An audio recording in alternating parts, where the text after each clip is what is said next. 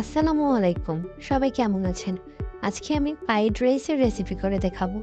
এখানে আমি তেল দিয়ে দিলাম, তারপর গাজর কুচিগুলো দিয়ে দিলাম, তারপর সিম কুচি দিয়ে দিলাম, তারপর এগুলো একটু ভালো করে ভেজে নেব। যেহেতু গাজরটা একটু শক্ত হয় অন্যান্য সবজির তুলনায়, সেহেতু গাজরটা একটু ভালো করে ভেজে তারপর এর মধ্যে আমি ক্যাপসিকাম দিয়ে দেব।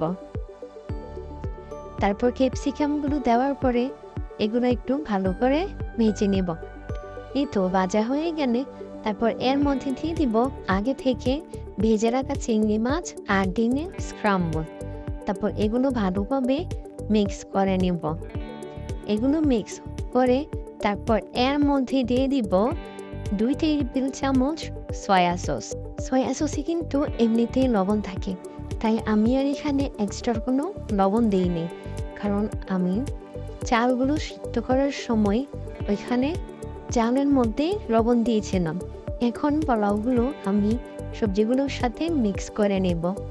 আর আমি এখানে বাসমতি চাল নিয়েছি, আপনারা চাইলে কলার চালও নিতে পারেন।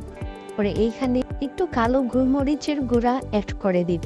তারপরে এগুলোকে ভালো করে নেড়ে মিক্স করে নেব। কয়েকটা কাঁচামরিচ কুচিয়ে দিয়ে দিলাম। তারপর এগুলোকে আবার একটু ভালো করে নেড়ে মিক্স করে নেব। এগুলো মিক্স করার পর তারপর এর মধ্যে দিয়ে দেব ধনিয়া পাতা কুচি। তারপর এগুলো একটু ভালো করে মিক্স করে নিব।